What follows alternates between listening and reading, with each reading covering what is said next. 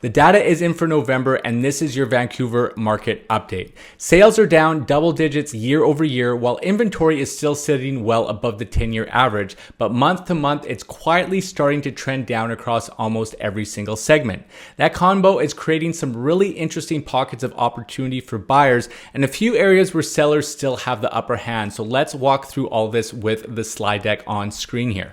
So first, the big picture here. In November, we had 1,846 sales across Metro Vancouver, which is 15.4% lower than November of last year and about 21% below the 10-year seasonal average of 2,324 sales. So activity is definitely subdued.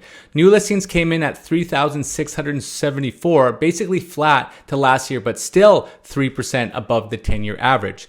Total active listings sitting on the system are just over 15,000, which is 14% higher than last year and a huge 36% above the 10-year seasonal average. So buyers still have lots of choice compared to a normal November, even though the month-to-month trend is that inventory is starting to tick down across all segments. When you look at the sales to active listings ratio across all property types, we're at 12.6%. So remember the rule of thumb here. Under 12% for a sustained period puts downward pressure on pricing. Over 20%, you have the opposite effect. A few months in a row puts upward pressure on price points across each segment. Right now, detached is sitting at your best bet, both on Vancouver's Eastside and Westside at 9.7%, and attached is at 13.6%, while apartments are at 14.8% in balanced market conditions. So detached is clearly in buyers' territory, while condos and townhomes are hovering in that balanced range, with some micro markets actually in seller market conditions. When we look at pricing, the HPI, the Home Price Index Composite, which is the benchmark for residential pricing in Metro Vancouver, it's sitting at 1,123,700. That's down 3.9% from November of last year and 0.3% lower than October. So prices are still softening but not crashing. And that's what I've been saying for several months here. I do believe we're just going to have these micro declines in pricing probably for the next year. And now this is the 11th straight month of decline in sales, albeit it's at 0.3%. Detached sales were 541 units in November, down 13.6% year over year, and the benchmark price for a detached home is just over $1.9 million, down 4.3% year over year and 0.4% month over month. When we head into apartments, there was 945 sales, down 13.2% from last year, with a benchmark of 714,300, down 5.2% year over year. So again, the condo market is getting hit the hardest, and a 0.2% drop from October. In the townhouse segment, we saw 350 sales, which is very low, down 22.4% year over year, with a benchmark of 1,065,600, down 4.4% from last year, but up 0.1% month over month. So that is the macro data here. And let's zoom into the real opportunities a little bit more micro dominated by pain points, by area and price bands, so that you can get some really good insights, whether you are a buyer looking for an opportunity or if you are a seller looking for a good place to sell. So let's head into the downtown market first. The downtown attached segment sits in balanced market conditions with a 13% sales ratio, which means roughly 1.3 out of every 10 listings is selling each month, which is not the greatest stat when you hear it out that way. That's just starting to trend down into buyer market conditions. Homes are trading at about 2% below list price on average, so buyers are getting a bit of a discount. But this is definitely not a fire sale market overall, even though you can find some pockets that are being decimated. Usually, if you are looking downtown, anything built 2020 and above, especially in more of those high-end luxury buildings, such as the Vancouver House, the Butterfly, even the Pacific, are all properties that are selling well below these averages. The most active price point downtown is between 600 to 700,000, which isn't surprising, running about a 22% sales ratio. Again, that is seller market conditions. When we look at the downtown market as a seller, if you've got a one bedroom with a really good floor plan, you have parking, you have storage, you have a nice view corridor, those are still selling, but you essentially can't have any question marks. I know I was looking at some properties with a buyer just recently, and you can find some really nice properties, but all of a sudden the parking may be all the way down in in P8 or P7, or there's no storage locker, right? So what we're seeing in this market, any listing that has some sort of question mark, buyers are passing up because there's so much inventory on the market, they can find something that doesn't have that question mark.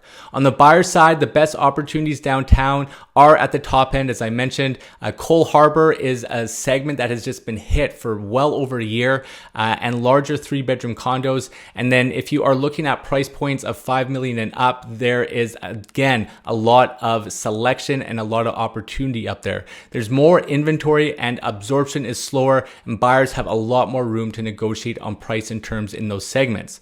On the sell side, the best bet is definitely Yaletown and up to 2-bedroom properties. That's where the demand is most consistent from the data, and buyers are still paying relatively close to list when the product shows well and is priced within the market conditions. Heading over to the Vancouver West detached market, the detached market is firmly in buyer market conditions at 8% sales ratio. So 8 out of every single 100 homes is selling in a month. It's quite bad.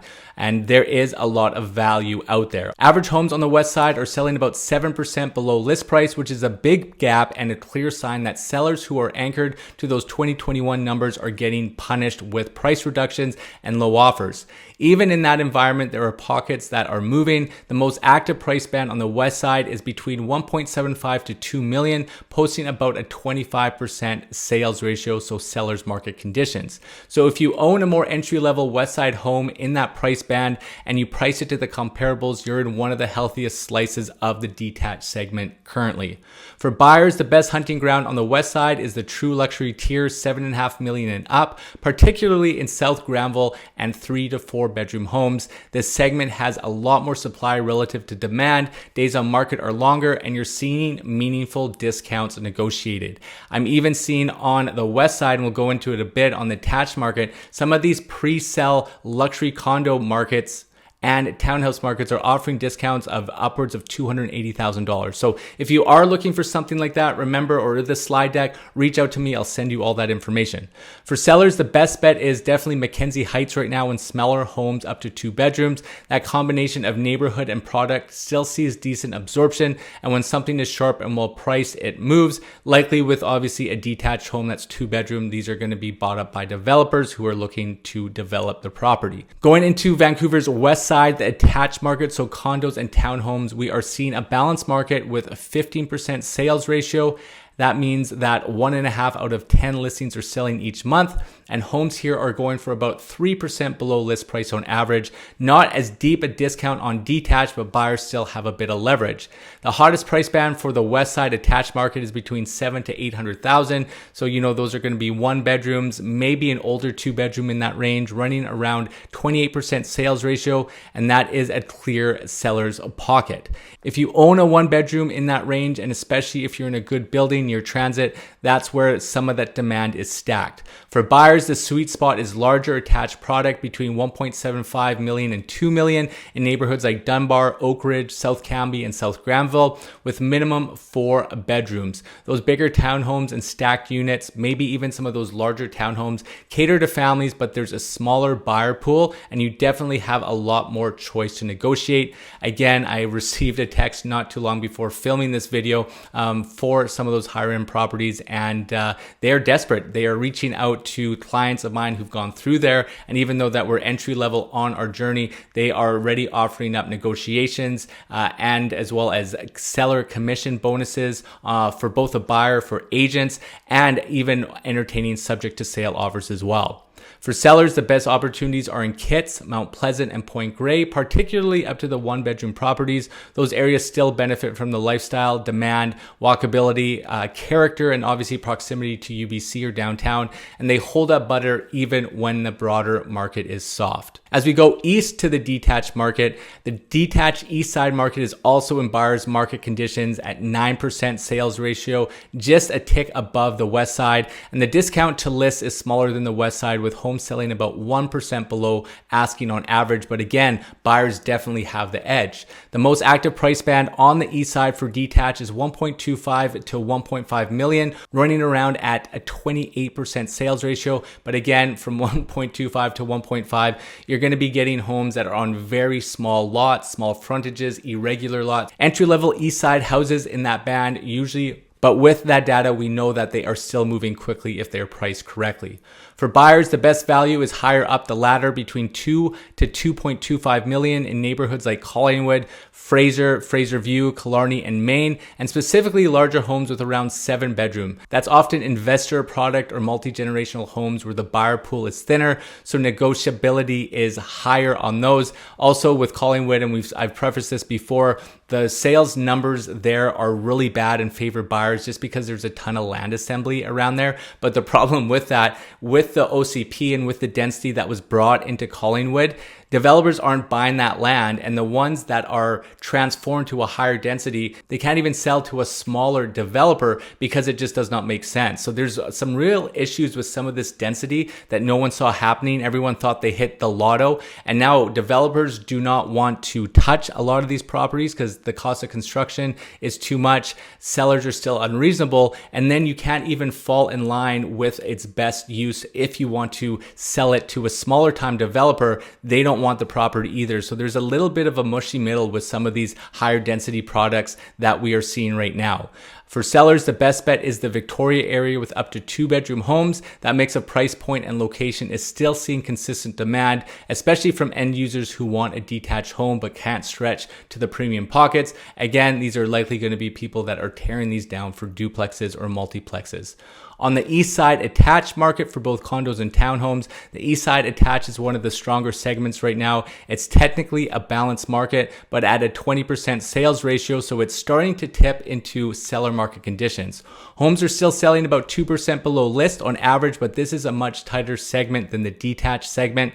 And the most active price band, and again, is obviously on the lower half of the spectrum between 600 to 700,000 with an average 36% sales ratio. That is very strong seller markets, and you definitely can find some nice 1-bedrooms in that mark. Maybe a 2-bedroom, 1-bath in that range, but you definitely will see a lot of product in there. For buyers, the best value in Eastside attaches in larger 3-bedroom homes between 1.25 to 1.75 million, particularly if you're looking near downtown or in South Vancouver. That family size product has fewer qualified buyers, so you'll often have more leverage and more selection. I know in South Vancouver, there's a ton of duplexes in that range that just can't move. They've been on market for years, but a lot of them have really bad floor plans. I do have a couple trap videos on what to be careful of when you're buying these duplexes or townhomes. Right now, if you are looking in that segment, just make sure that you're buying a 3-bedroom. The 2-bedroom duplexes and townhomes, they may seem great, they may fit your needs now, but they are very, very hard to sell when the market dips like it has right now. For sellers, the best place to be is Fraser, Hastings, and Knight. Again, with 2-bedroom attached homes, those neighborhoods give a mix of community feel, relative affordability, and access to the rest of the city, and that's exactly what a lot of buyers are chasing right now. I live in the Fraser area. It is amazing, and it is definitely still a place that has a lot of growth. So how do you use some of this data to help you with your decision making? So to recap the big themes for November, Metro-wide sales are down about 15% from last year and well below the 10-year average, but inventory is starting to tick down month to month, even though it's still 36% above normal levels. The detached on both the east and west sides is firmly a buyer's market with the best opportunities at the higher price points and in larger homes. Entry-level price bands, especially between 600 to 700K in condos and the 1.25 to 1.5 million Eastside houses are still behaving like seller markets. For buyers right now, the best leverage right now is in the downtown markets, specifically 3-bedroom and ultra luxury condos, and Westside detached over the $7.5 million mark. Westside and Eastside family size attached product in the 1.75 million range, and Eastside detached in the $2 million to $2.25 million bracket. As we go over to sellers in terms of the strong pockets for you, downtown condos in the 6 to 700 range, especially in Yaletown, are quite advantageous. The Westside detached market between 175 and 2. Areas such as Kitts, Mount Pleasant, and Point Grey in the 1-bedroom attached market. On the east side, detached between 125 and 1.5, and then the east side attached between 6 to 700,000 in Fraser Hastings and Knight in the 2-bedroom realm. So if you are thinking about buying or selling in this crazy market that we are in, make sure that you book a call with me. You can scan the link in the QR code below or book a link in the description. If you want the slides or the data, please reach out to me, whether it's in the comments or a text. I can give you the slide deck and the data. I am having more and more of you reach out and been having a lot of great success with a lot of my YouTube clients who are taking this data, getting informed, and then putting it into action and getting some great value. So if you want to be the next success story, make sure that you reach out. Thank you again for your support. I'll see you on the next one.